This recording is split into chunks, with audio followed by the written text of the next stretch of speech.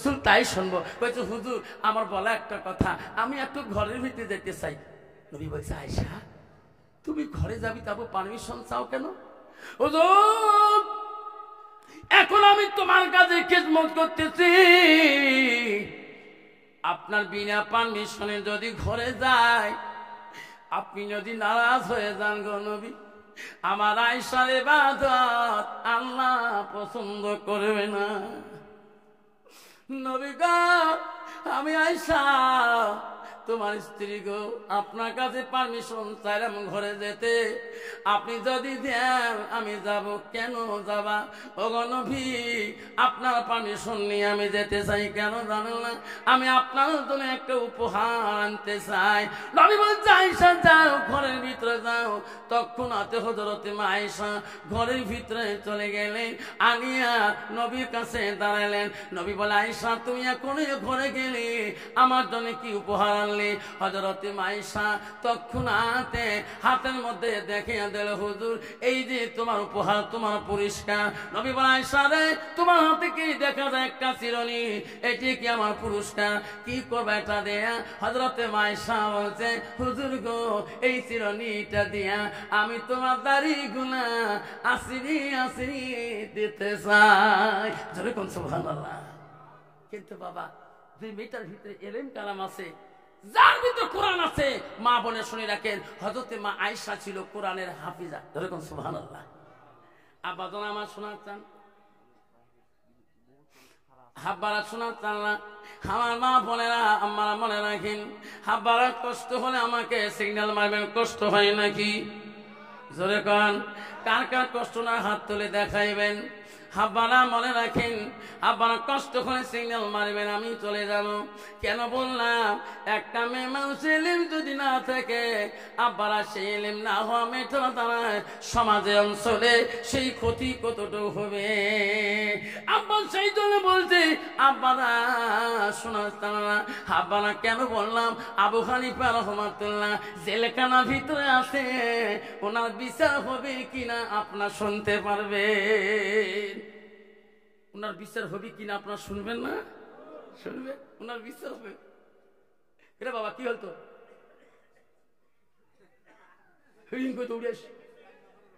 জিকির করো লা ইলাহা ইল্লাল্লাহ, লা ইলাহা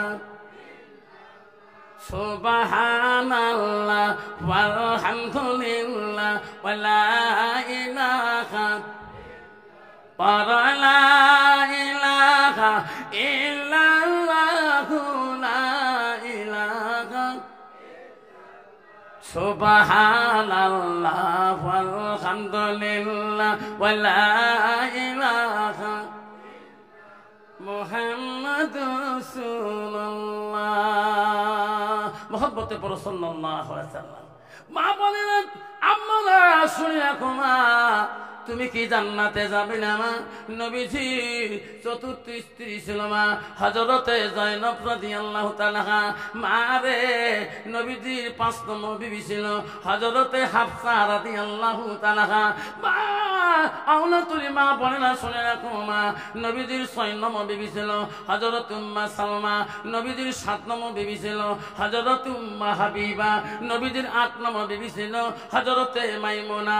নবীজির ৯ নম্বর বিবি ছিল হযরতে সুফিয়া। নবীজির ১০ নম্বর বিবি ছিল হযরতে রায়হানা। নবীজির ১১ নম্বর বিবি ছিল হযরতে মারিয়া। মা বলে না নবীজির জীবনে ১ থেকে ১১ জন স্ত্রী অতিবাহিত হয়ে যায়, কোন বিবির দ্বারা আমার রাসূল জীবনে একটা কষ্ট অনুতাপ করে নাই। জোরে কোন সুবহানাল্লাহ। তো বাবা বর্তমান যুগে আমাদের বিবির দ্বারা আমরা কষ্ট অনুতাপ করি কিনা? আমার বিবির দ্বারা আমার কষ্ট হয় কিনা? যদি কেন হয় কিনা? আরে বেলা বন্ধু আছে খুলি কয় না, বাজার যা দোস্ত কয় কে কি হয়েছে মন খারাপ কে? 2টে দোস্তানি, একজন মাথা টেপে একজন ঠ্যাং টেপে। শুনে বলতে দোস্তর অবস্থা দোস্তানি কি বানায়? যেরকম ঠিক না বিঠি। যার একটা বউ আছে তার যে কত শান্তি তাই বোঝে। তাই মনে করে দোস্ত বা 2টি করি, ইস দোস্ত বাইরের হাতে কামি বোঝায়, মাথা টেপে কামি বোঝায়, ঠ্যাং টেপে, দোস্ত বাড়ি হুশি না পায়, দোস্তর খবর নাই, ওই লক্ষ্মীপতি বাড়ি দেওয়ার সাহস না পায়। যেরকম ঠিক না বিঠি। মা বোনেরা, আম্মারা, আমার সোনার তানারা, মা বোনের শুনে রাখো আম্মারা, জান্নাতে যেতে আমার রাসূল বলছে ওয়া তাবালাহা, যখন তোমার স্বামী বাড়ির দিকে আসবে একবার স্বামীর দিকে তাকে একটা মুস্কি হাসি দিবা। স্বামীর মন যদি জয় করতে পারো, স্বামীর মন যদি খুশিয়া নিতে পারো, আমার রাসূল বলছে সেই নারী হবে জান্নাতি। জোরে বল সুবহানাল্লাহ। কিন্তু মেয়েটা আবার স্বামীর মন জয় করে আনতে হলে মেয়েটার ভিতরে এলেম থাকতে হবে। যুবক যুবক বড় জ্ঞানী, বড় আকিলুন, বড় বিদ্বান যুবক বাড়ি দিকে আসতেছে, আলেমের সামনে দাঁড়ে দাঁড়ে শুনতেছে। কিতাবে আছে কিয়ামতের দিন বহুত মানুষই শুনতেছে। ওই যুবক বড় জ্ঞানী, বড় আকিলুন, বড় বিদ্বান যুবক শুনতেছে কিয়ামতের ময়দানে একদল মানুষ আল্লাহর দরবারে মূর্খ হয়ে দাঁড়াবে। সাহাবারা বলল ইয়া রাসূলুল্লাহ, ইয়া রাসূলুল্লাহ, কাল কিয়ামতের ময়দানে কোন মানুষগুলা মূর্খ হয়ে আল্লাহর দরবারে দাঁড়াবে? আল্লাহ বলবে ও সাহাবীরা, ও আমার ফেরেশতারা শুনে রাখো, যে মানুষটা দুনিয়ার বুকে সব ডিগ্রি নিয়েছে, সব বিদ্যা অর্জন করেছে, আল্লাহ কোরআনকে কিছু হরফ শেখে নাই, এলেম তার ভিতরে কিছুই নাই, কাল কিয়ামতের ময়দানে একদল মানুষ আল্লাহ দরবারে মূর্খ হয়ে দাঁড়াইবে। যুবক বাড়ি এসে বলছিল আব্বু, কি আব্বু আমি কি বিদ্যা শিখাইলেন? কেবা রাগ করিস কে? তুই এত বড় ভালো ভালো ছেলে, তুমি আমার সাথে রাগ করো? আব্বা আলেমের মুখে শুনলাম কাল কিয়ামতের ময়দানে একদল মানুষ মূর্খ হয়ে যাবে মাবুদের দরবারে, তার ভিতরে এলেম কালাম কিছুই থাকবে না, আল্লাহর কোরআন হরফ থাকবে না। আমি এত বিদ্যা শিখাইলাম আব্বা, আমি এখন কোরআন পড়তে জানি না, একটা আরবি হরফ আমার ভিতরে জানা নাই। আব্বা আমাকে এত বড় বিদ্যা দিলি কেন? আমাকে কোরআন কেন শিখালি না? জোরে কোন সুবহানাল্লাহ। ছেলে বলল আব্বা আমাকে যা বিদ্যা শিখাইছো আব্বা, আমি এখন নিয়ত করে নিলাম। বুখারী শরীফে 1 নম্বর হাদিস আছে, যাই যে নিয়ত করবে আল্লাহ তার সেই মনে আশা পূরণ করবে। ইন্নামা বলবেন নিয়ত। যুবক নিয়ত করলো আল্লাহ আমি যদি বিবাহ করি, আমি একটা কোরআন পান্নাওয়ালা মেয়েকে বিবাহ করবো। ধরে কোন সুবহানাল্লাহ। কি মেয়ে বিয়ে করবে? কোরআন পান্নাওয়ালা মেয়েকে বিয়ে করবে। আল্লাহর কাছে নিয়ত করলো আল্লাহ আমি এমন নিয়ত করলাম, আল্লাহ আমাকে একটা কোরআন পান্নাওয়ালা মেয়েকে দিও। আল্লাহ ওনার বাবাকে বলো আব্বা এখন যদি আমার বৌমা দেখো, আমার বউ দেখো যে মেয়েটার ভিতরে কোরআন আছে, আব্বা সেই মেয়ে দিয়ে আমার বিয়ে বন্ধন করো। কত বাবা ছেলে যদি বাবা ওই রকম ডিরেকশন দেয়, কত বাবা আর অন্য মেয়ে বিয়ে দিতে পারবে? বাবা খুশি আছে, ছেলে এত ডিগ্রিওয়ালা, এত পান্নেওয়ালা ছেলে, কোরআন পান্নেওয়ালা মেয়ে নিবে, অন্য মেয়ে তো দেখা যাবে না। মেয়ের বাবা, ছেলের বাবা উল্লাস হয়ে ক্লান্ত হয়ে গেল, খুঁজতে খুঁজতে চতুর্দিকে দেশ বিদেশে ঘুরে ওই রকম মেয়ের খবর পায় না।